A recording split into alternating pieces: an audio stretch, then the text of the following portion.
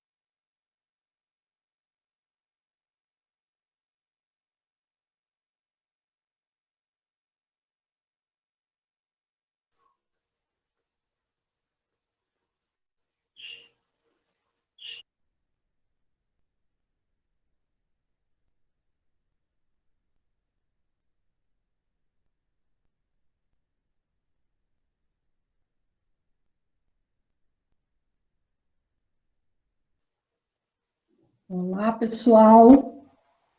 Vamos voltando.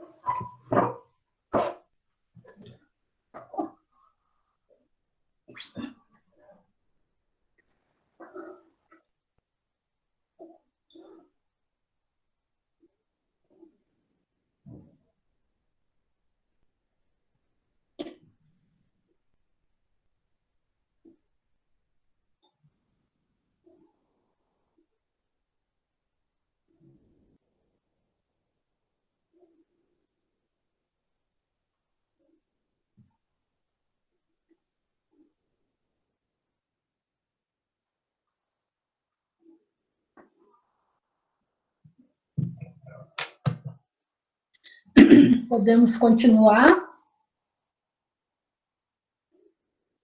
Tassiano.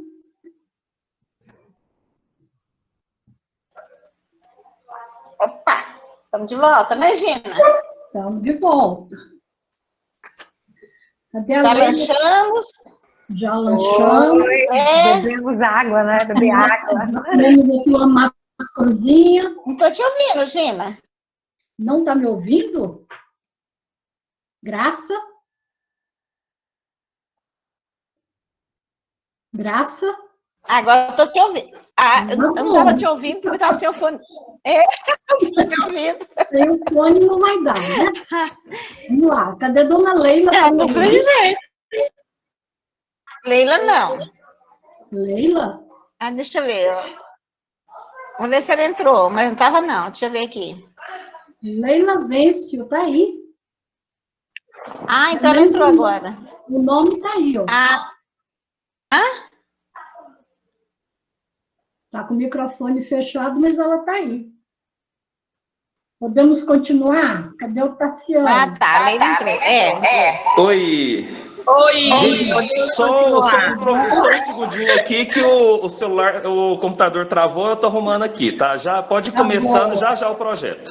Tá bom. Então, vamos lembrar aqui, ó, fechando esse assunto, se o participante se encontra sob grave processo obsessivo, deve ser afastado e encaminhado ao serviço de atendimento espiritual ou a pessoa responsável por esse gênero de tarefa, devendo retornar ao grupo mediúnico quando se revelar equilibrado.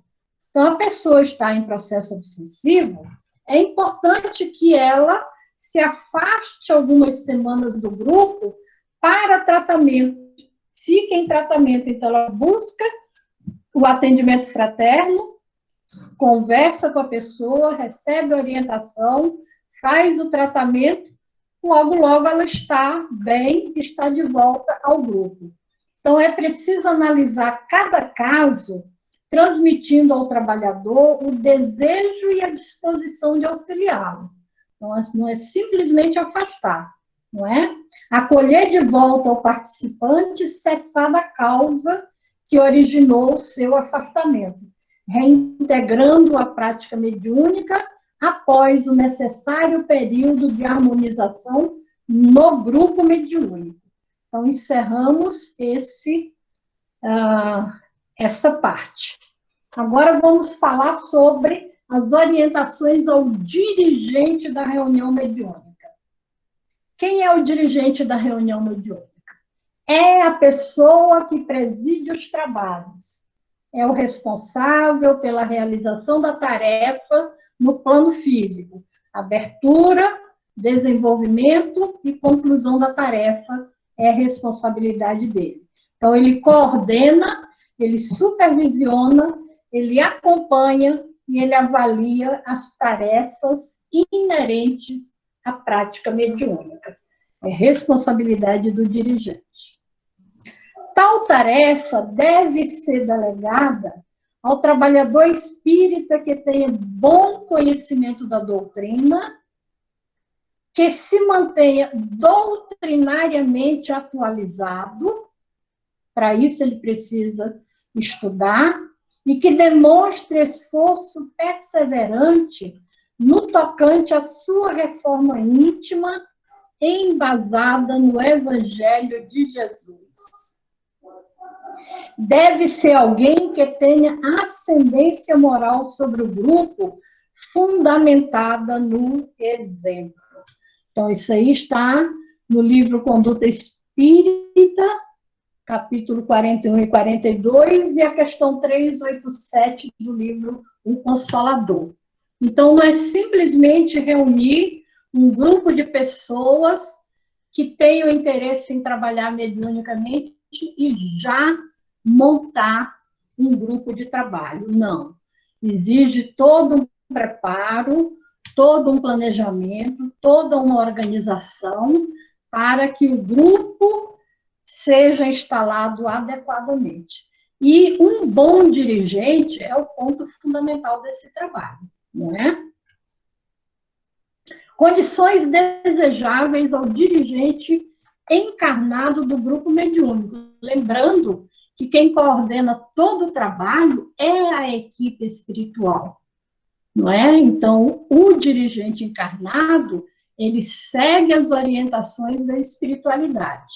Então, o dirigente encarnado, ele precisa reportar-se à coordenação geral, a qual esteja vinculado para prestar informações solicitadas. É o que a Graça falou agora há pouco, né? Então, quem é da área mediúnica está vinculado à área mediúnica. Então, não fica solto dentro da casa espírita, criando trabalhos por conta própria. O dirigente deve estimular a integração da equipe nas atividades da casa espírita. É preciso conhecer, é preciso saber, conhecer a área de estudo, a evangelização da infância, o estudo sistematizado, que é a evangelização do adulto, a equipe do Evangelho no Lar, a equipe do passe, a equipe da assistência espiritual, a equipe de palestra pública, a área de assistência social da casa espírita, que é fundamental, porque esse trabalho é que vai nos manter de pé durante toda a nossa permanência na atividade mediúnica. Acompanhar a assiduidade dos componentes do grupo, adotando medidas cabíveis segundo os preceitos de fraternidade e da seriedade decisivos na execução da tarefa. Também já falamos sobre esse assunto. Continuando, manter o clima de harmonia, o clima de seriedade da reunião, segundo as orientações existentes, especialmente em O Livro dos Médiuns. Vigiar para não se deixar conduzir por excessiva credulidade no trabalho direcional, nem alimentar igualmente qualquer prevenção contra pessoas ou assuntos. Então, isso é muito importante, aprender a ter imparcialidade. É claro que, às vezes, a gente tem uma ligação maior com um ou com outro trabalhador, mas a gente não pode demonstrar isso perante o grupo. Perante o grupo, todos são iguais e a gente precisa tratar todos da mesma forma, respeitar todos da mesma forma e acolher todos da mesma forma. Fala, Graça. Você me permite? Claro. Voltando aqui na questão manter o clima de seriedade da reunião, segundo as orientações existentes, especialmente em O Livro dos Médiuns, a gente fica imaginando, o grupo mediúnico precisa estudar O Livro dos Médiuns, né? É muito importante. Então, o médium que não tem continuidade do estudo, enquanto estava acontecendo no seminário há pouco, uma companheira disse que O Livro dos Médiuns é importante mesmo que tenha estudo. E é verdade, termina, começa de novo. Porque a nossa compreensão é diferente de quando estamos estudando para voltar a estudar de novo, porque é um estudo que nós vamos entendendo conforme o que é a maturidade do senso moral para compreender a doutrina espírita. E O Livro dos Médiuns realmente é um condutor de moral, que a gente precisa aprender e compreender. Então, é muito importante. E lembrando, já fazendo o que me permite, Regina, olha, nós temos aqui um estudo do Livro dos Médiuns maravilhoso aqui, toda terça-feira, às 20 horas, no YouTube, com o Jacobson Trovão, está bem no começo do Livro dos Médiuns. Gente, é imperdível, muito bom. Obrigada, Regina. Nada, Graça, isso é muito importante. A gente está em estudo permanente. E o Livro dos Médiuns é nosso manual de cabeceira, né, Graça? Então, a gente trabalha seguindo a orientação do Livro dos Médiuns, o livro Desobsessão de André Luiz, o livro Orientação ao Centro Espírita, que foi atualizado agora, já está inclusive no site da FEB, ou a gente compra na livraria da Federativa ou da Casa Espírita, ou baixa no site da FEB. E o livro Orientação para a Prática Mediúnica no Centro Espírita, além do Qualidade na Prática Mediúnica do Filomeno de Miranda, projeto Filomeno de Miranda. Então, material de estudo é que não falta. Continuando, exercer, se necessário, a função de esclarecedor, de médium esclarecedor, eximindo-se da função de médium ostensivo, por não ser possível desempenhar ambos os encargos. Então, isso aqui também é outro ponto que a gente precisa estar atento. Agir como mediador e evitar a polêmica para que se mantenha o bom entendimento entre os participantes e o atendimento aos manifestantes desencarnados. Também é fundamental. Usar de firmeza nas atividades de direção, a todos tratando com gentileza e lealdade, respeitando-lhe as características individuais. Também já falamos sobre esse assunto. Continuando. Procurar conhecer os participantes, suas possibilidades, cadê o Tassiano? Suas possibilidades, potencialidades, dificuldades e necessidades, colocando-se à disposição para ajudá-los no que for possível, sem ferir-lhes a intimidade e o livre-arbítrio. Aos pouquinhos, com o passar do tempo, a gente vai aprendendo a conhecer os trabalhadores do grupo, né? E isso não precisamos invadir a privacidade de ninguém, mas dentro de um grupo, assim, quando a gente conversa sobre determinado assunto, a gente percebe a forma como as pessoas reagem. Então, nesse momento, a gente vai conhecendo o trabalhador, percebendo que ele tem dificuldade em lidar com esse assunto, ele tem dificuldade em lidar com aquele outro assunto. Cadê o Tassiano? Já mudou aí.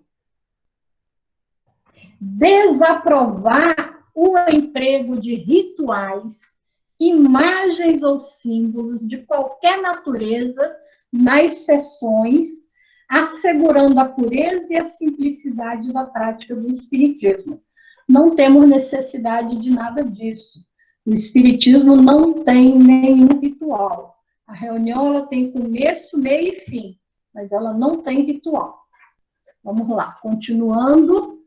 Conduzir as dificuldades com tato, energia, humildade e empatia.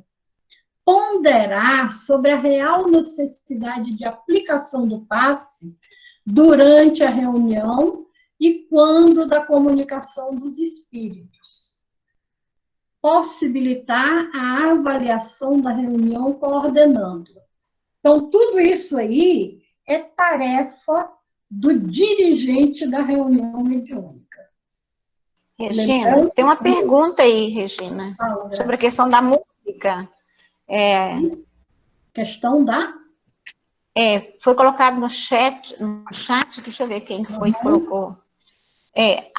A Lidiane Cristina, ela perguntou, o uso da música para harmonização é indicado ou não? Olha, não é uma questão obrigatória, né? Mas assim pode, a gente colocar uma música suave, instrumental, tranquila, que harmonize o grupo, não é? Ajuda, mas não é uma questão obrigatória, né? Às vezes a gente cria uma dependência, começa colocando a musiquinha, no dia que o som não funciona, o trabalho não funciona adequadamente porque hoje não tinha musiquinha. Então, podemos colocar, mas não é uma questão obrigatória. Se o grupo se sente bem com a musiquinha, ele precisa aprender a se sentir bem também sem a musiquinha, não é? Uma boa. Regina, mas é tão interessante isso, né? A dependência da música. É muito interessante o que você colocou agora, realmente. A gente passa, se não tiver a musiquinha, pronto, né? Vai fazer um trabalho mediúnico, né? Mas com a musiquinha fica tão bom também, né? Oh, meu Deus! Pois é, aí a gente precisa lembrar, Graça, uma questão interessante. Os trabalhos mediúnicos geralmente acontecem à noite. A gente vem de uma semana cansativa, onde a gente trabalha o dia inteiro, às vezes a gente fica tempo no trânsito, o calor é grande, o dia é cansativo, a gente chega na casa espírita à noite já quase que um bagaço, e tem que trabalhar mediunicamente. Quando chega naquele momento ali, diminui a luminosidade, bota uma musiquinha, e o trabalhador vai se acalmando, tranquilizando. Quando ele percebe, é o dirigente dizendo, graças a Deus que a reunião terminou. Porque aí foi tão relaxante para ele, que ele acabou dormindo durante a reunião. Então, é preciso que a musiquinha faça um efeito de acalmar o trabalhador, de harmonizar o ambiente, mas não de provocar o sono nas pessoas que estão ali. Então, cuidado que a gente deve estar atenta, né? O que mais? Esse é o papel de quem está ali coordenando o trabalho, ficar muito atento a isso, né, Regina? Exatamente. O dirigente, por isso é começar a dormir. É importante que o grupo tenha, o dirigente tenha a equipe de dialogadores. Porque geralmente a gente diz assim, não, mas o dirigente e o dialogador é a mesma pessoa. Pode até ser, mas quando você tem um dirigente no grupo e a equipe de dialogadores, o trabalho funciona bem melhor, porque o dirigente, ele olha o todo, ele está atento ao grupo todo durante o trabalho. O dialogador, ele está focado na conversa que ele está tendo com aquele determinado espírito. Ele não tem tempo para ficar observando os outros trabalhadores do grupo. Já o dirigente, o papel dele é estar atento a tudo que se passa dentro da sala mediúnica e providenciar tudo que seja necessário, não é? Vamos lá, alguém aí levantou a mão. Maria Ivone, aqui de Araguaína. Maria Ivone, tem uma Regina. outra que é a Leide. Vamos lá. Regina, Fale. a necessidade de tocar no médium, de pegar quando o médium está em transe, há essa necessidade de tocar na testa do médium, no braço, ou, enfim, assim... Ao contrário, Ivone, é totalmente desaconselhável. Quando você toca no médium, você está invadindo a aura do médium.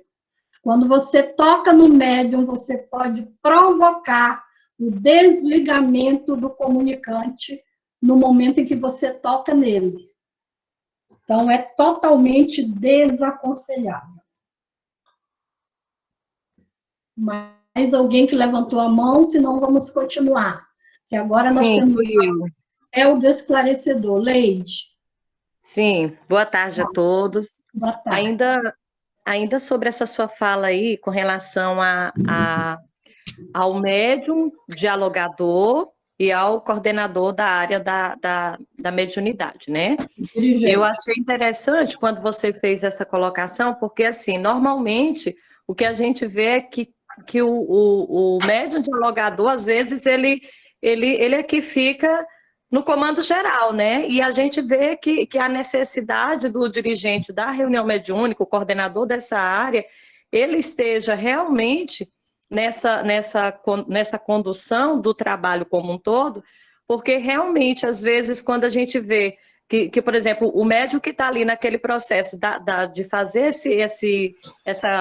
esse diálogo, essa conversa com o espírito, né, que está ali comunicando, outras coisas ficam perdidas naquele momento do trabalho. E o coordenador, ele seria esse instrumento ali com um olhar macro, né, para o todo. E aí eu vi, quando você falou, você usou o termo também, a equipe de dialogadores. Eu queria que você detalhasse um pouco mais sobre isso. Vamos falar agora. E assim, nós estamos falando do dirigente da reunião mediúnica. O coordenador da área é outra coisa. Tem casas espíritas que tem um coordenador da área mediúnica, porque às vezes a casa espírita tem vários grupos mediúnicos. Em Brasília, nós temos casa espírita que tem mais de 250 grupos mediúnicos em funcionamento durante a semana. Então, precisa de um coordenador da área que vai coordenar todos os grupos. Agora, cada grupo tem o seu Clarice, eu acho que a Lídia está te chamando. Você tem o dirigente e você tem a equipe de dialogadores também. Quando o grupo é pequeno, às vezes você tem um dirigente que ele faz tudo. Ele faz o papel do dirigente, ele faz o papel do dialogador, não é? Mas o ideal é que a gente tenha pelo menos 2 a 3 dialogadores por grupo, para que não fique uma coisa cansativa. Porque uma reunião mediúnica de 1h30, às vezes, tem de 50 a 60 minutos dedicados ao intercâmbio. Deixa aí um pouquinho aberto, está passando alto? E nesse momento que você tem o intercâmbio com os espíritos, se um único dialogador vai conversar com 2, 3, 4, às vezes 5 comunicantes numa mesma reunião, quando termina, ele está muito cansado. Se você tem 2 a 3, você vai revezando. O primeiro comunicante, um dialogador faz. O segundo comunicante, outro dialogador faz. O terceiro comunicante, um outro dialogador faz. No quarto comunicante, volta o primeiro dialogador. E assim a gente vai trabalhando em revezamento para que todo mundo dentro do grupo possa trabalhar ativamente. Porque se fica um só, é aquela questão antiga.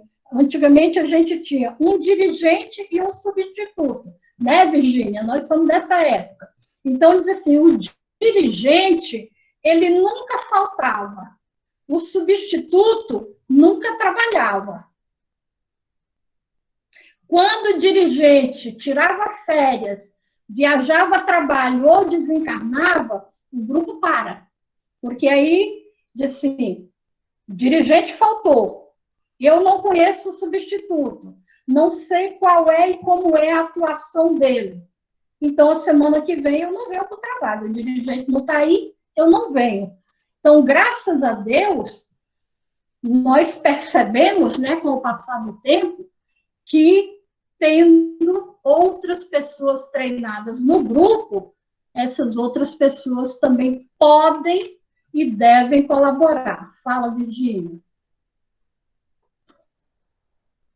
Ligue seu microfone.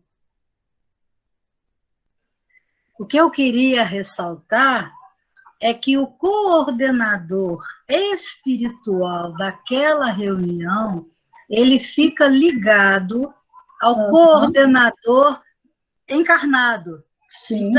Então, ele tem condições de ter a visão, como a nossa irmãzinha falou aí, integral, e tem a intuição de direcionar as ações, não é? Só que, às vezes, a gente não consegue ter 3 numa equipe, mas é muito importante que a gente trabalhe essa equipe justamente para que tenhamos maior segurança, porque o coordenador ele vai ter que ficar atento ao aspecto espiritual da reunião, a sensação dos médiuns, a sensação da equipe de apoio. E ele sozinho, como você bem falou, Regina, é uma tarefa extenuante, não é? Exatamente.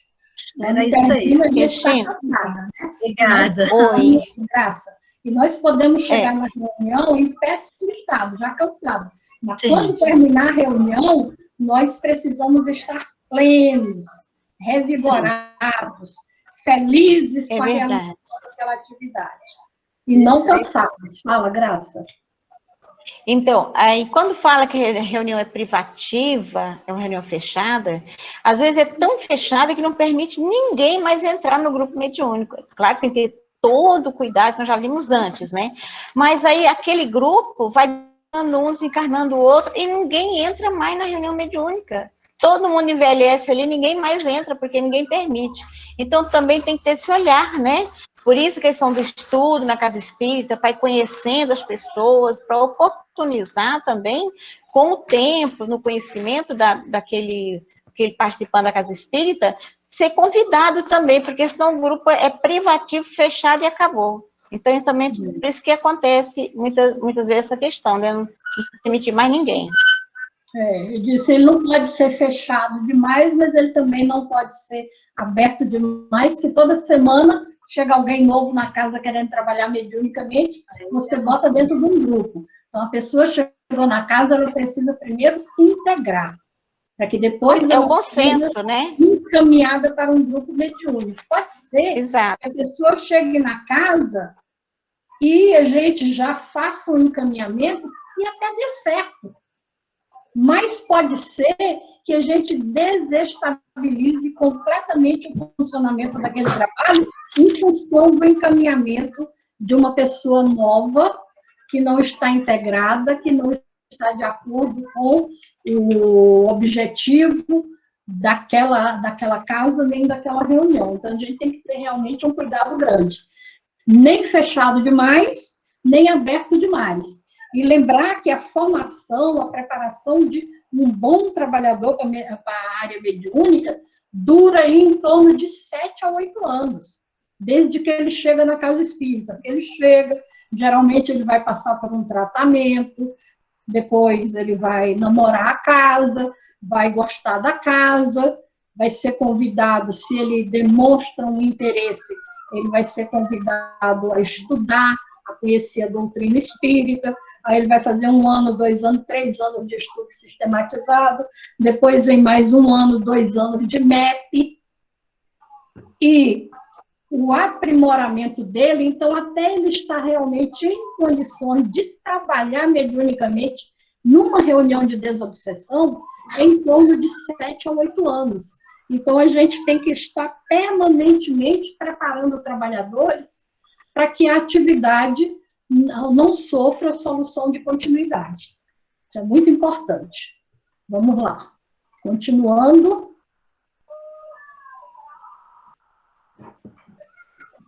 O papel do médium esclarecedor. Vamos lá.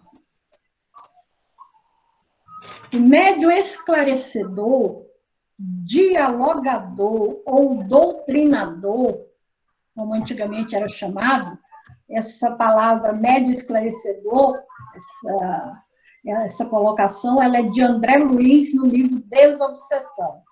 É a pessoa que, na reunião, tem a função de ouvir, dialogar e esclarecer os espíritos necessitados de auxílio que se manifestam em busca de socorro.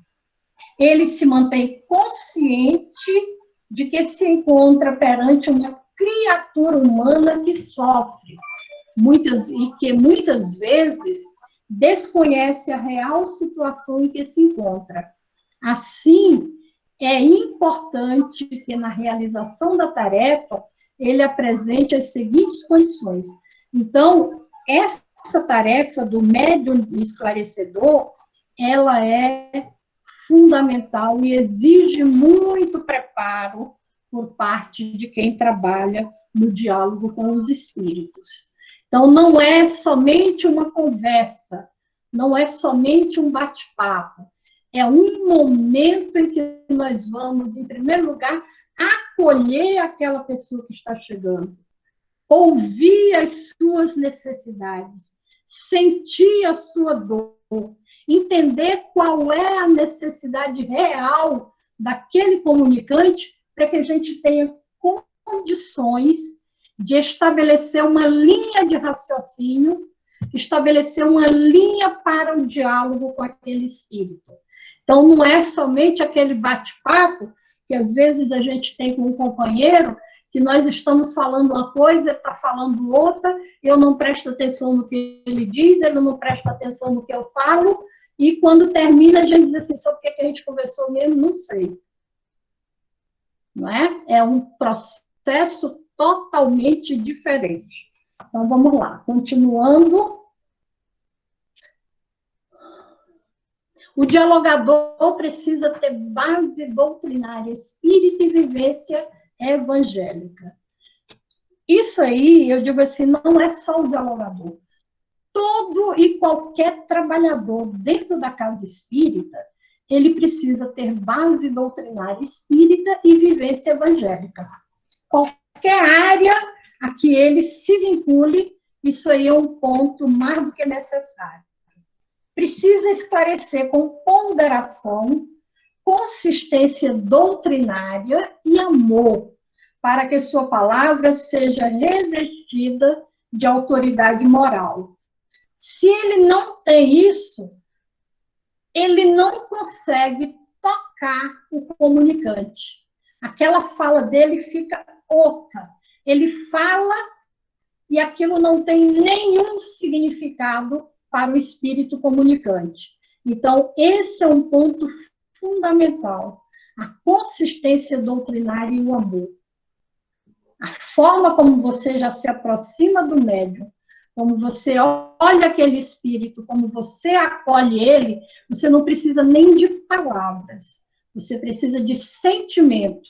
Esse momento inicial é de sentir, para que depois você comece a falar. Lembrar sempre desta oportuna orientação de Kardec. Por meio de sábios conselhos, é possível induzi-los ao arrependimento e apressar o progresso deles.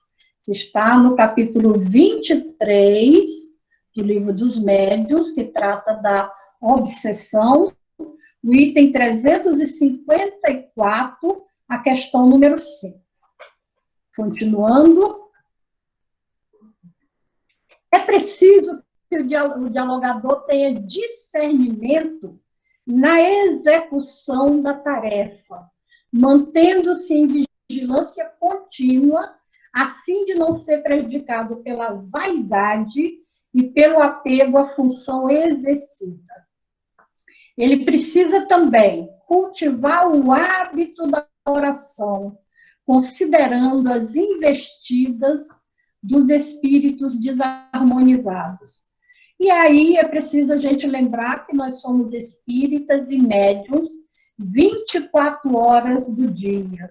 Estamos vinculados aos espíritos, eles se aproximam buscando ajuda, é preciso que a gente esteja preparada, em condição de captar aquela mensagem, aquele pedido, imediatamente entrar em prece mental, solicitando o apoio da espiritualidade, dando o encaminhamento devido.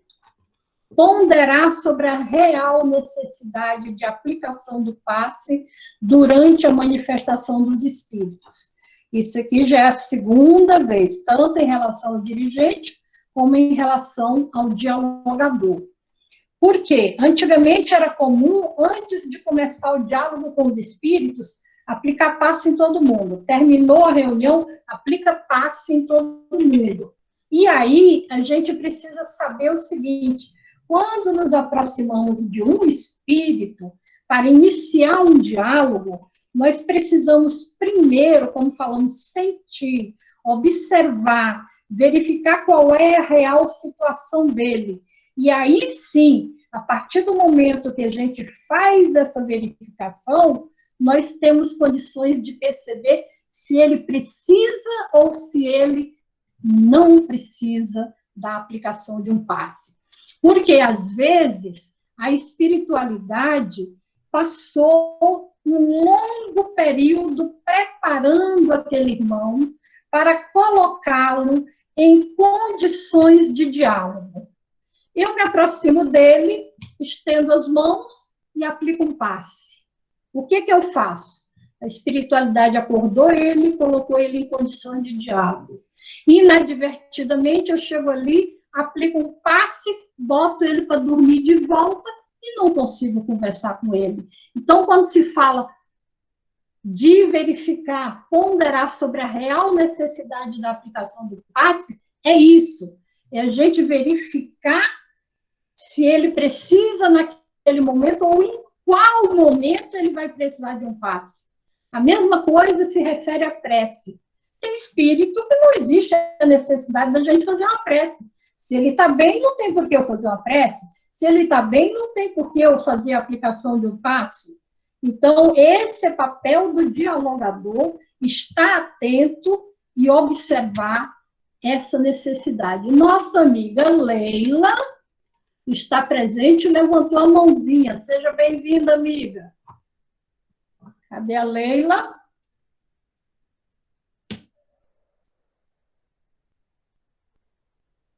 Leila, da FETINS. O que, minha irmã? O que? Está me ouvindo? Estamos.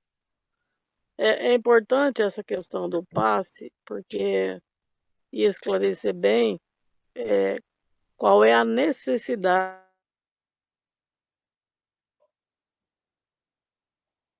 Cortou. Eu acho que é importante. Está dando para ouvir? Exato. Porque nós temos que Tá pensar dando nos rituais que a gente está construindo dentro do centro espírita, né? E isso não é uma prática que a gente deva fazer na casa espírita, né? Criar rituais. Então, é nesse sentido que eu estou chamando, só pedir para alertar, a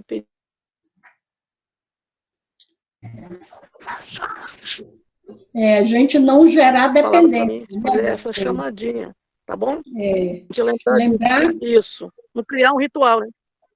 Lembrar que o médium é autossuficiente. Cabe a ele aprender a se recompor, a se desligar após uma comunicação, sem ficar na dependência de uma prece ou de um passe. Porque é a mesma coisa da música. No dia que não tiver o passe após aquela comunicação, ou no final da reunião, o médium vai embora para casa passando mal, sentindo mal, porque ele não recebeu o passe. Porque ele não recebeu a prece, ou porque não teve musiquinha naquele dia. Continuando. Regina, eu só tô avisando que toda hora minha internet está caindo aqui, tá? Mas assim que cai, eu tento voltar de novo, tá bom? Vamos lá, Tassiano. Então, e dando dicas de como o próprio médium pode ir auxiliando na sua própria recomposição, que não seja através do passe. Através da prece, né? Aprender a se recolher, entrar em prece, terminou a comunicação, ele se desliga daquele quadro e se recolhe em prece. A gente sabe que nem sempre o desligamento do comunicante é uma coisa imediata. Aí, mais uma vez, a razão pela qual o comunicante não deve transmitir uma comunicação seguida da outra. Porque entre uma comunicação e outra, ele precisa de um tempo para se desligar, para se recompor, para se recolher novamente e se colocar novamente à disposição da espiritualidade para uma próxima comunicação, se houver tempo, se houver disponibilidade. É isso, Elis? Leoneide está com a mãozinha levantada.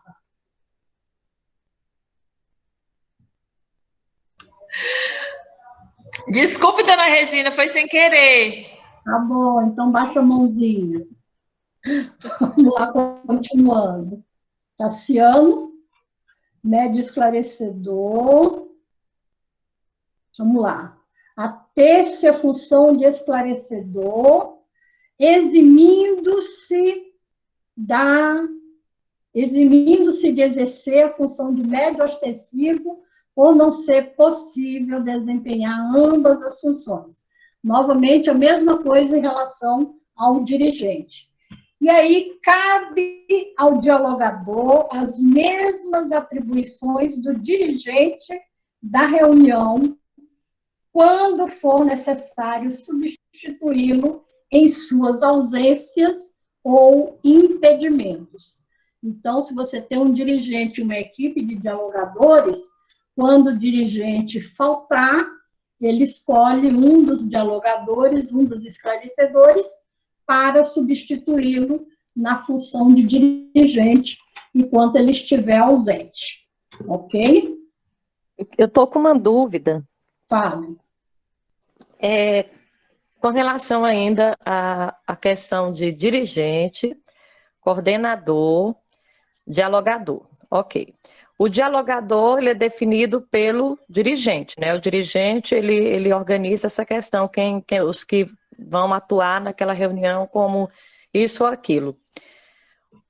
Agora, o dirigente, ele é uma pessoa que é o presidente da casa que escolhe, ou esse dirigente, ele vamos dizer assim, definido pelo coordenador da área, porque eu não estou sabendo até onde vai a coordenação de uma área mediúnica, até onde entra o dirigente mediúnico, né? E assim, eu sei que o coordenador de área, ele é alguém escolhido pela direção da casa, no caso, o presidente, ok. Como é que funciona essa questão? Quem é o coordenador, sua habilidade, e dentro dessa questão, o dirigente também. Até que ponto vai? Eu não consegui captar essa diferença, entendeu? Eu pensei que coordenador e dirigente... O Jacobson, ele é o coordenador nacional da área da mediunidade, junto à FEB e ao Conselho Federativo Nacional. Cada federativo estadual tem um coordenador federativo na área da mediunidade.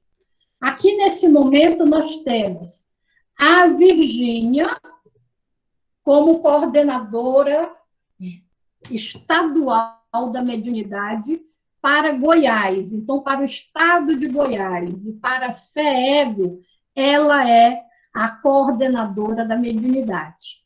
A Graça, a mesma coisa em relação ao estado de Tocantins. A Regina, a mesma coisa em relação ao Distrito Federal e em torno. Nós somos coordenadores da área da mediunidade, junta federativa, junto ao movimento espírita. Na casa espírita que nós trabalhamos, se tem um coordenador, digamos que eu seja coordenadora da área da mediunidade. Então, tudo que se refere à área da mediunidade naquela casa espírita passa por esse coordenador, passa por essa coordenação. Agora, o dirigente, ele está focado na reunião mediúnica que ele dirige. O médium esclarecedor, ele está focado no atendimento aos espíritos que ele faz. Então, o dirigente, o dialogador, o esclarecedor, ele conversa com o espírito. O dirigente, ele coordena a sala inteira. O coordenador de área, ele coordena todos os assuntos referentes à área da mediunidade. E o presidente da Casa Espírita dirige a Casa Espírita. E a Leila é presidente da FEETINS. Ou seja, tudo que se refere ao espiritismo no estado de Tocantins passa pela Leila. Ok? Deu para clarear? Sim, sim, contribuiu demais. Muitíssimo obrigada. Eu acho que é porque a maioria das casas espíritas, devido à quantidade de trabalhadores, às vezes a gente, uma coisa junta na outra, e aí às vezes a gente, com o passar do tempo, a gente não define o papel de cada coisa, né? Então, mas valeu muito a contribuição, viu? Obrigada. Muito importante. Aí diz assim, mais uma vez a gente lembra, O livro Orientação ao Centro Espírita foi atualizado, reeditado, está fresquinho aí nas livrarias, e é preciso que a gente tenha ele em mãos, a gente leia, a gente estude, a gente conheça, porque aí ajuda a esclarecer muitas dúvidas. Vamos lá, continuando. Regina. Oi. Fala, Leila. Leila. Oi, Leila. Temos mais uma dirigente aí querendo fazer uma pergunta. A Leidiane levantou a mão. Pode falar. Sim. Vocês me escutam? Sim, Lidiane. Boa tarde, gente. É só para mim ver se ficou bem claro essa questão do dirigente do coordenador, porque como a colega falou, às vezes pela quantidade de trabalhador, essas funções não ficam bem claras. Então, toda reunião mediúnica, ela precisa ter um dirigente, que é aquele que coordena desde o início, que se preocupa em ver se está tudo ok, a sala, ver o horário que começa e tudo mais, e o esclarecedor, que é o responsável por intermediar as comunicações com os espíritos. É isso? Eu acho que eu consegui entender? Isso seria um ideal. Nem todas as casas espíritas, nem todas as reuniões mediúnicas têm o dirigente e o dialogador. Às vezes, é a mesma pessoa. Depende do tamanho da casa, depende do tamanho do grupo. Se tiver, excelente.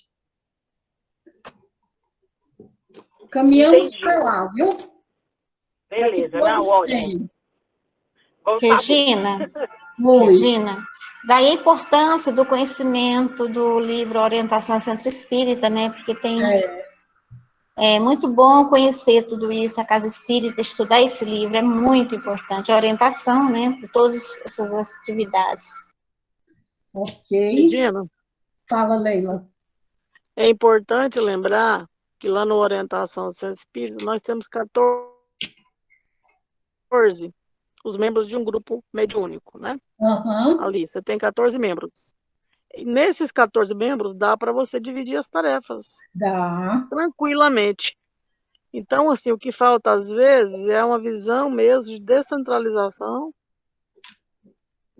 E conhecimento, né? E de dar oportunidade para que as pessoas exercitem, as pessoas aprendam qual é a função. Se isso não está claro, é importante estudar o livro Orientação ao Centro Espírita e o livro Desobsessão, porque lá também tem todos os esclarecimentos com relação à função de cada atividade. É muito importante, porque às vezes a gente vem de um conceito muito fechadinho. Como bem você colocou, depende do tamanho da casa e do tamanho do grupo mediúnico. Nada. Obrigada, Regina. Então, pessoal, nós temos aqui agora a orientação aos médiuns de efeito patentes. Quem são os médiuns de efeito patente, né? O médium ostensivo ou de efeitos patentes são aqueles que propiciam a produção de efeitos mediúnicos evidentes e inequívocos, ensejando a manifestação dos espíritos. Os médiuns de efeitos patentes mais comuns nas reuniões mediúnicas são os psicofônicos, os psicógrafos e os videntes. Então, dentro de uma reunião de desobsessão, normalmente a gente tem esses três.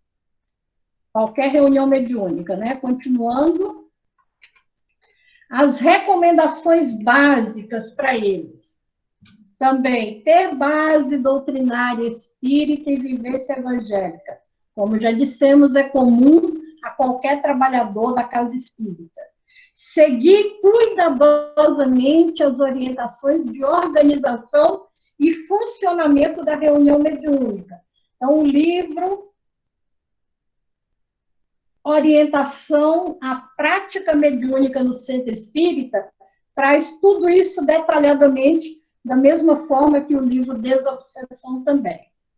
Colaborar na manutenção do clima harmônico e de bem-estar da reunião. Auxiliar efetivamente o espírito comunicante e o médium esclarecedor durante as reuniões mediúnicas. É muito importante. Nós estamos passando aí rapidamente, porque são assuntos que já foram falados, né? Autoavaliar com bom senso as comunicações mediúnicas que transmite. Isso é uma coisa importante e que nem sempre a gente faz. Então, o próprio médium transmite a comunicação, ele precisa fazer uma autoavaliação daquela comunicação que ele recebeu, ou seja, que ele transmitiu. Aceitar sem melindres a análise das mensagens mediúnicas que veiculam. Porque o comum é assim, se alguém disser alguma coisa contra, a pessoa já fica chateada, já fica melindrada. Não é para isso. Ao contrário, nós precisamos passar pelo crivo da razão até para que a gente esteja atenta à instalação de processos obsessivos, que às vezes vão surgindo e quando a gente percebe já está instalado. Então, se a gente tem esse cuidado, a gente se resguarda. Revelar compromisso com a tarefa voluntariamente aceita, mantendo-se pontuais e assíduos à reunião. Ninguém está obrigando a gente a participar de um grupo mediúnico, mas a partir do momento que a gente aceita aquele compromisso, vamos ser assíduos e pontuais, porque a espiritualidade está contando com a gente. Exercer apenas a função de médium ostensivo, eximindo-se da de esclarecedor, por não ser possível desempenhar ambas as funções. Continuando. Agora vem a equipe de apoio, que é uma equipe fundamental dentro do trabalho. Ela é conhecida como equipe de apoio ou de sustentação.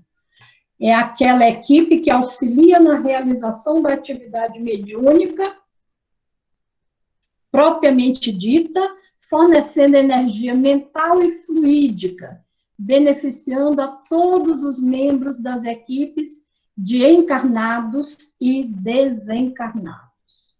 É uma equipe que a gente precisa ter um cuidado muito grande, porque a equipe de apoio ela é composta por aqueles trabalhadores que não têm uma mediunidade ostensiva. E por ele não ter uma mediunidade ostensiva, às vezes ele fica perdido ali dentro da reunião, sem saber qual é o real papel dele naquele trabalho. Esquecendo que, graças à participação dele, é que a reunião transcorre com serenidade. Continuando. Características necessárias. Permanecer vigilante e confiante em todas as etapas da reunião. Nunca permitir-se adormecer durante a reunião sob qualquer justificativa em que o fenômeno se lhe apresente, porque este comportamento gera dificuldades para o conjunto, sendo lamentável essa autopermissão. Então, é importante a gente saber que sono é cansaço, normalmente. Não tem nada a ver com mediunidade. E, às vezes, a gente acha que está desdobrado, quando, na realidade, a gente está dando aquela cochilada ou aquela dormida mesmo. Então, vamos tomar cuidado. Próximo.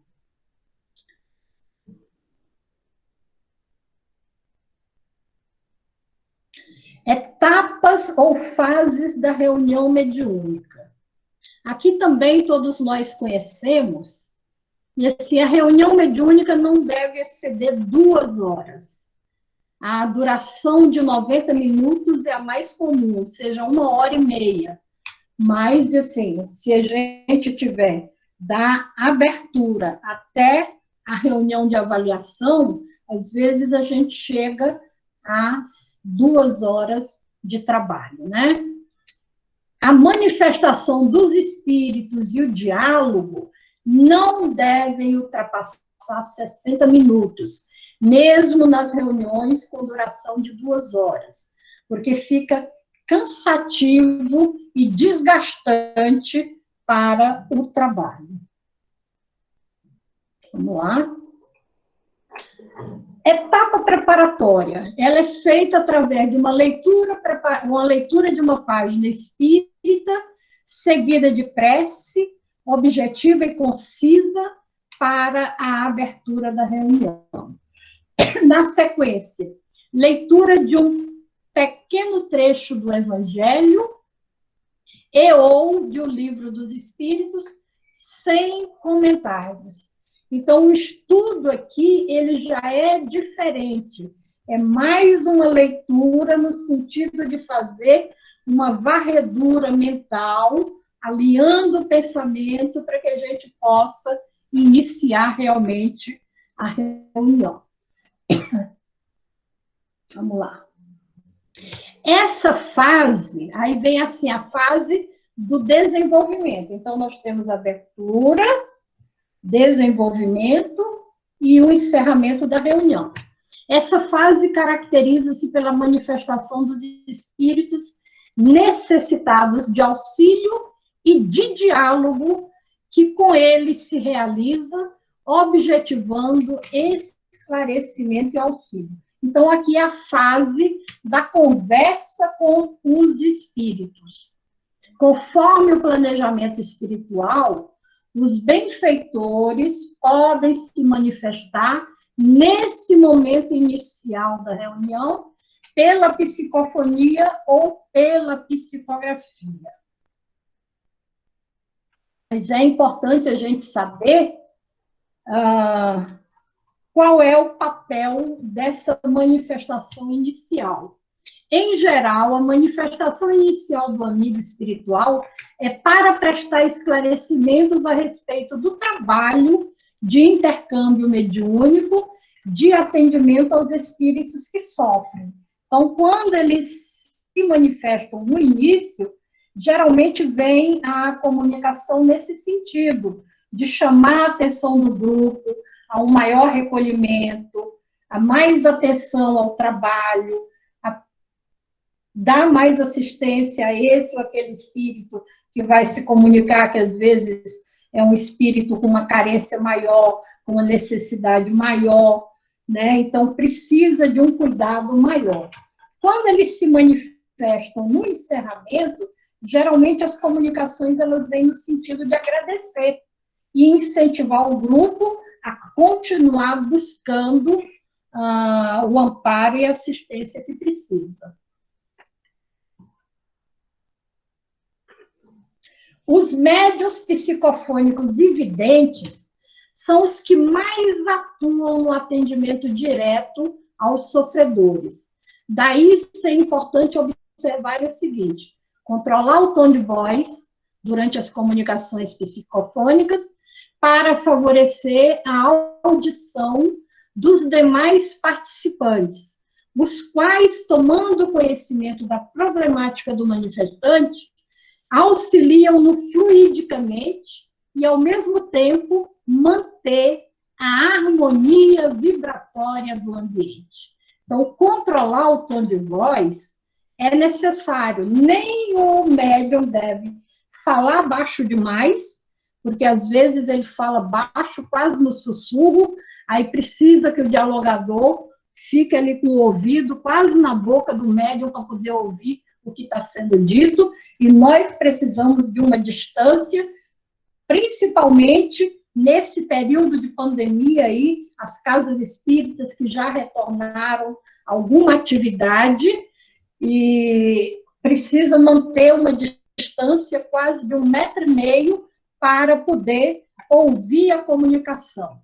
Então, os trabalhadores precisam falar num tom audível para toda a sala mediúnica. E também não pode ser alto demais, porque precisa manter a harmonia vibratória. E quando nós estamos fazendo um diálogo, é importante a gente lembrar que às vezes acontece o seguinte: o comunicante aumenta o tom, o dialogador aumenta o dele.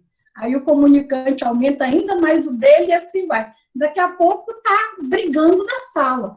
e não tem nenhuma necessidade disso. É falar num tom que todo mundo consiga escutar a comunicação. Vamos aqui continuar. Nós vamos pedir quem levantou a mão para aguentar só um minutinho, porque nós já estamos terminando essa parte aqui, aí a gente abre. Há necessidade, Regina, de gravar a comunicação com o aparelho de celular?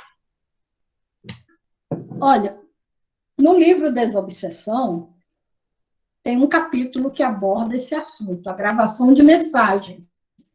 Normalmente se gravava as mensagens do mentor, né?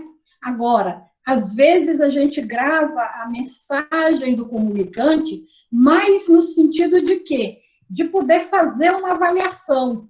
Porque quando a gente está conversando com os espíritos, terminou ali a conversa, nem sempre a gente lembra do diálogo, o que aconteceu, né? De necessidade, ou seja, obrigatoriedade, não existe nenhuma.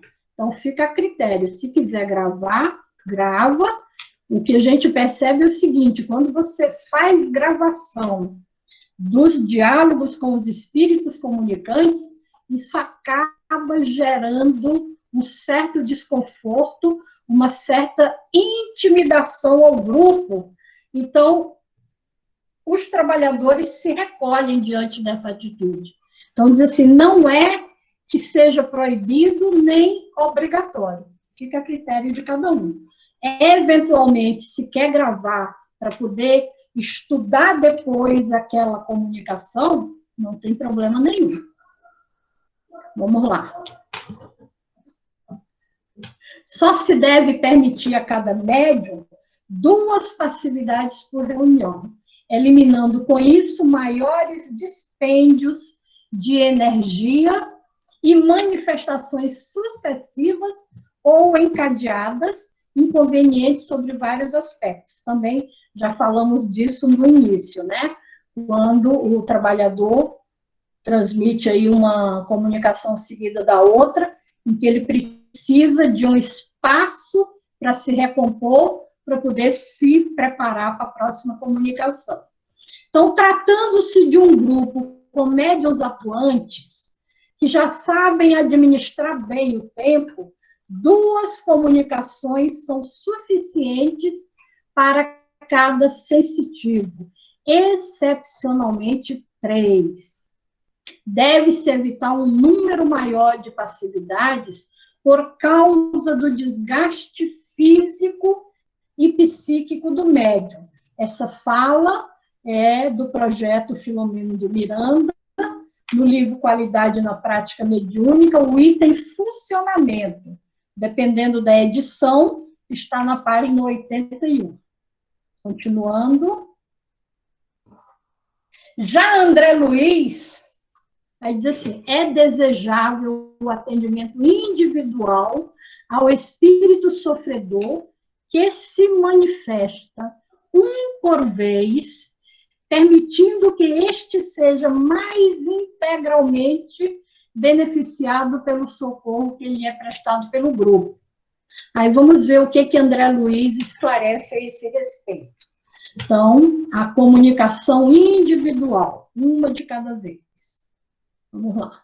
Os médiuns psicofônicos, muito embora se vejam pressionados por entidades em aflição, cujas dores ignoradas lhe percutem nas fibras mais íntimas, educação devidamente para só oferecer passividade ou campo de manifestação aos desencarnados inquietos, quando o clima da reunião lhes permita o concurso na equipe em atividade. Vamos lá, vamos ler todo logo.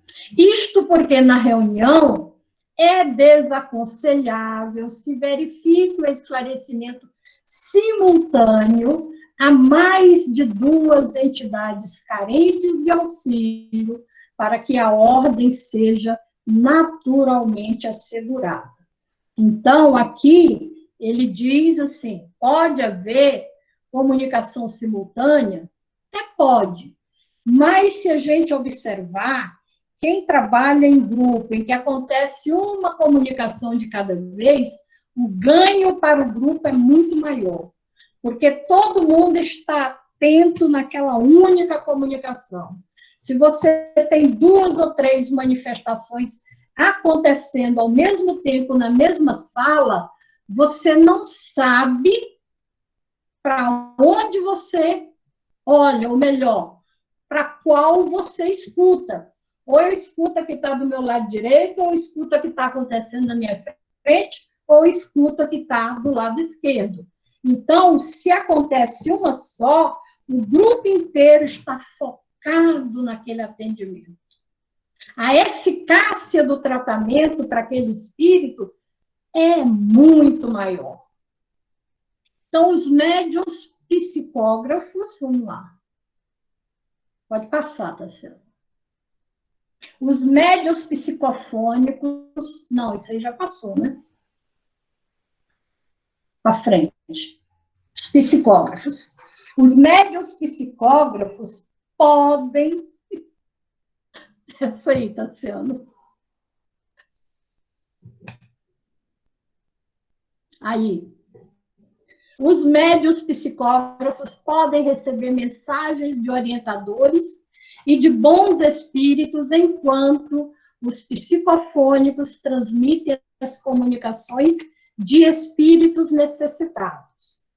Em certas reuniões mediúnicas, há um momento específico para a psicografia.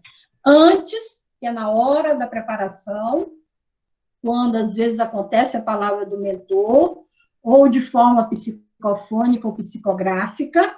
Então, antes ou depois da manifestação dos espíritos sofredores.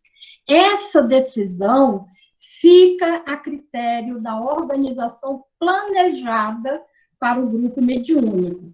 Pode acontecer durante? Pode, mas se acontecer durante, aquele médium que está psicografando, ele já está fora daquele atendimento psicofônico, porque ele não dá conta de fazer as duas coisas ao mesmo tempo. É como se tivesse acontecendo ali uma comunicação simultânea, uma pela via da psicografia, outra pela via da psicofonia. Então, se a psicografia acontece ou na abertura ou no encerramento, depois do atendimento aos sofredores, também é mais produtivo. Mas aí quem decide é o próprio dirigente do grupo.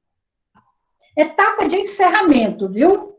Concluídas as manifestações dos espíritos, o dirigente da reunião realiza vibrações e irradiações mentais, né? Vibrações são as irradiações mentais. Ou indica alguém do grupo para fazê-las. Em seguida, profere-se a prece de encerramento. Então, aqui, nós encerramos e fizemos uma varredura completa aí na reunião mediúnica. Agora, a gente queria passar para vocês aí rapidinho as perguntas que foram, as colocações que foram feitas pela regional, para ver se ficou alguma coisa de fora. Vamos lá. Orientação a respeito do trabalho do médium dentro e fora da casa espírita. Então, pelo que a gente falou, isso ficou claro para nós que o trabalho do médium acontece dentro da casa espírita, na sala mediúnica. O trabalho do intercâmbio. Mas, principalmente nesse período em que nós estamos aí de pandemia, é importante que a gente esteja permanentemente preparado, porque a gente não sabe quando Deus vai precisar da gente. Se aproxima o espírito, nós não precisamos incorporar, mas nós temos condições de fazer uma prece e pedir o encaminhamento devido a esse companheiro. Manifestação mediúnica durante a prece, culto, visita fraterna ou em casa. É totalmente desaconselhável, né, gente?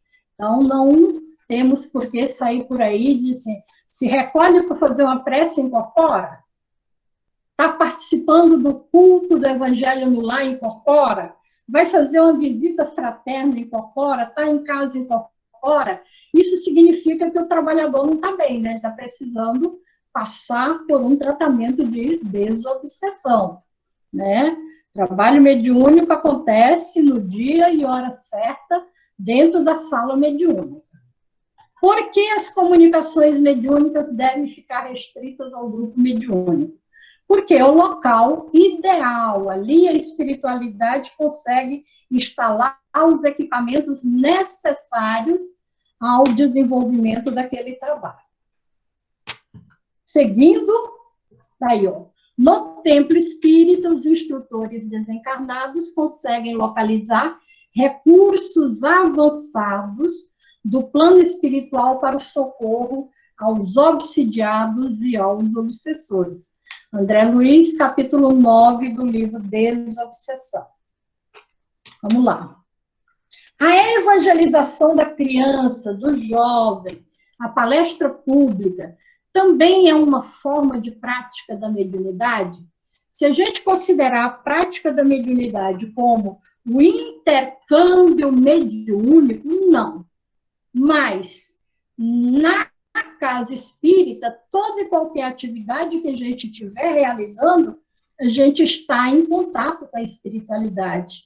Então, na evangelização, nós recebemos intuição, recebemos inspiração, podemos até ter quadro de evidência, mas não tem necessidade da gente ficar fazendo nenhum relato, nenhum comentário a respeito disso. Em relação ao jovem, é a mesma coisa. Palestra pública, quantos e quantos palestrantes, quando eles estudam, quando eles se preparam adequadamente, quando eles estão bem sintonizados com a equipe espiritual, eles também recebem intuição e inspiração da espiritualidade na hora daquela palestra. Mas se você não se prepara, não vai fazer a palestra pública esperando que a espiritualidade venha fazer a palestra no seu lugar, porque você pode passar vergonha. Pode ser que isso não aconteça, né? A palestra não é da espiritualidade.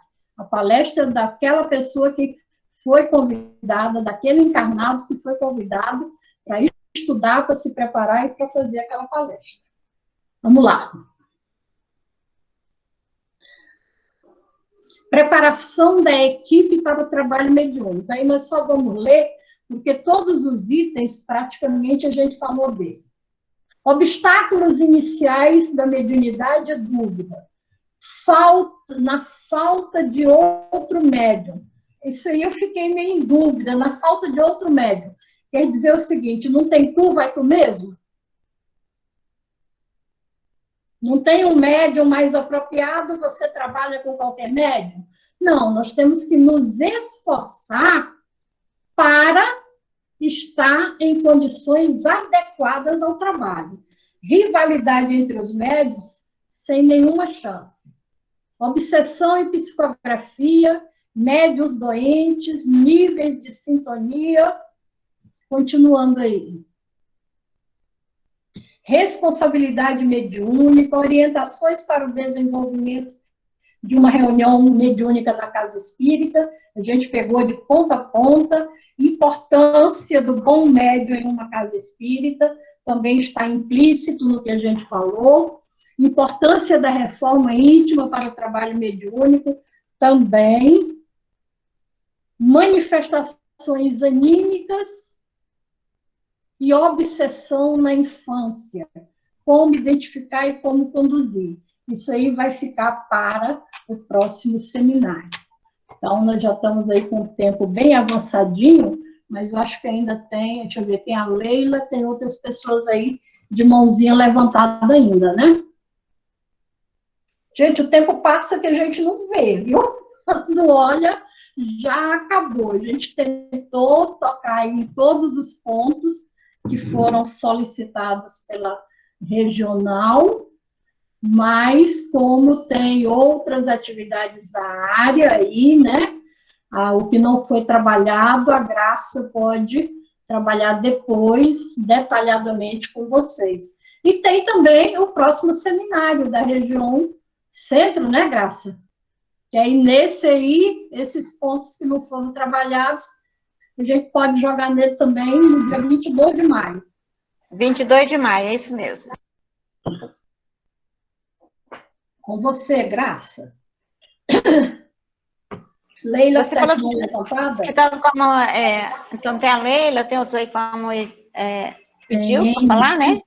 Vê quem vai falar. Natalina também está com a mão levantada. Então, você pode atender aí, Regina. Vamos lá. Quem quer falar? Posso começar, pode ser? Pode. Quero agradecer, Regina, e acho que é importante não fechar e deixar em aberto as temáticas da mediunidade, que são vastas, né? Que a gente vai devagarinho. Ah? Essas não fecham nunca. Não fecha nunca. E assim, eu fico extremamente feliz pela oportunidade de aprender com vocês e aqui, né, atendendo o chamado, né, da região norte, da região centro, da região sul, e estamos aqui sempre com o coração aberto, aprendendo. Quero compartilhar com vocês uma imagem linda aqui onde eu estou numa chácara cuidando do meu pai nesse período de pandemia, tem 1 ano. Mas graças a Deus estamos bem.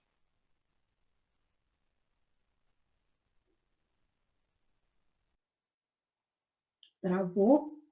Nós estamos ouvindo, Leila. Aprender aqui com vocês. Olha que bonito. É o que a gente está mais precisando. É de orações e meditações amorosas.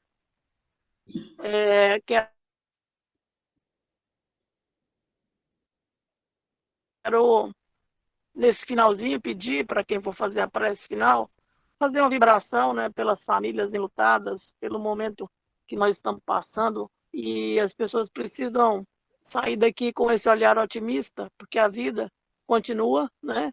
E Jesus veio trazer a grande e boa nova notícia de que a vida futura continua, que o espírito é imortal. E nós somos os primeiros a ter essa certeza para consolar e esclarecer todos aqueles que se chegarem a nós, mesmo que seja através das ferramentas tecnológicas. Obrigada, Regina. Obrigada, Virgínia Roriz, Grace, o Nadir Júnior, que estava aqui na condução aí também, o Tassiano. Parabéns, Tassiano, pelo seu aniversário. Muita luz e paz. Parabéns para o Tassiano. O bolinho vai depois.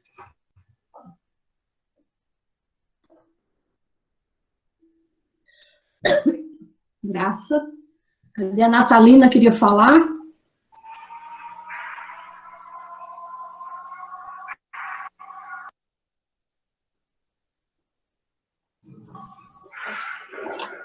Vai falar? Você, né? Quem vai falar? A Edna? Está com a mão levantada? Não estou vendo ninguém com a mão levantada aqui, pelo menos o meu. Tá. Então nós... O Tassiano aí está aniversariando, né? Regina, eu fiquei tão assim feliz com o aniversário do Tassiano que fiquei postando até no grupo do Conselho Estadual. Caiu um clique lá errado. E a Leila falou com a gente, eu falei, meu Deus do céu, tentei apagar, mas não tinha jeito. Mas foi bom, todo mundo ficou sabendo do aniversário dele, né? Mas a alegria toda vai postando aí e cai no lugar errado, mas tudo bem. Gente, olha, é maravilhoso.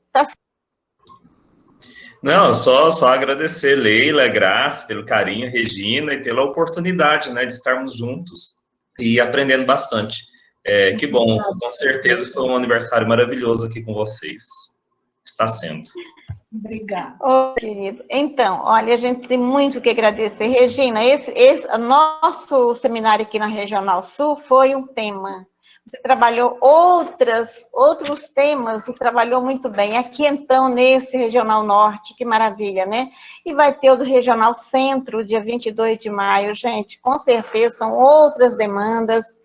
E a Regina, como a Leila disse, a Regina não termina nunca. A mediunidade, nós estamos sempre aprendendo, né? Sempre somos aprendizes de Jesus. Muito obrigada a todos, né? Que maravilha estarmos nesse sábado aqui juntos. Vamos orar, sim, por todas as pessoas em sofrimento, com Covid, aqueles que estão com Covid, aqueles outros que já passaram pelo lado espiritual, e a família enlutada, as famílias, vamos então, é um momento de muita certeza, de muita firmeza, e acima de tudo, de ombros aí prontos para estar acudindo à dor que está em toda parte. Obrigada, Regina. Obrigada, Tassiano, pelo apoio, meu querido. Obrigada, viu? Obrigada, Leila. Nós que agradecemos vocês pela oportunidade e lembrando que esse realmente é um assunto que quanto mais a gente trabalha, mais aparecem dúvidas, né? E essas dúvidas, elas são importantes, porque a gente vai montando o material em cima das necessidades da região.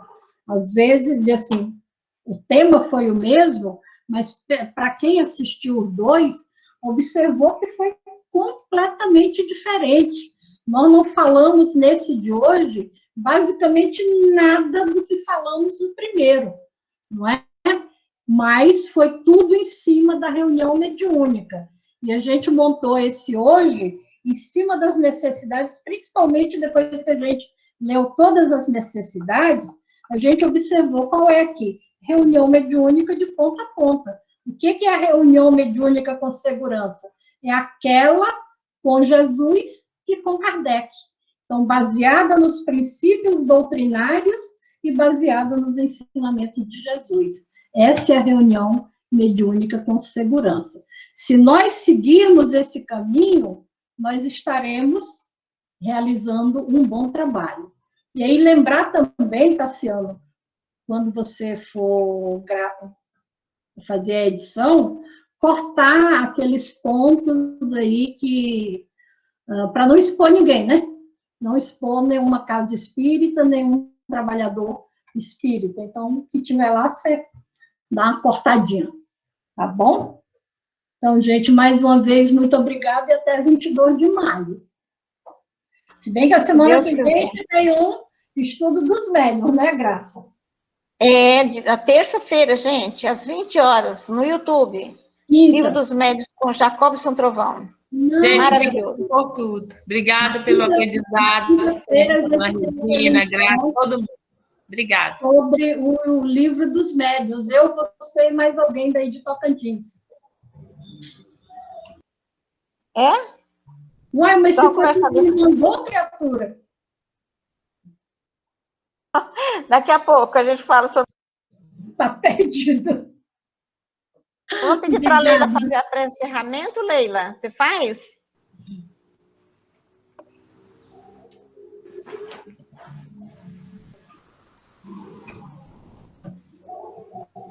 Eu acho que... O microfone da Leila não abriu? Não, já abriu agora. Ah, pronto. Ela já ouviu.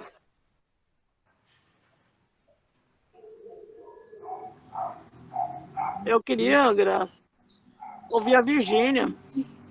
A Virgínia teve que sair. Ela saiu um pouquinho antes, ela avisou. Ah, tá bom. Então vamos lá. Vamos envolvidos nessa vibração amorosa que Deus nos permite agradecer primeiramente pelas dádivas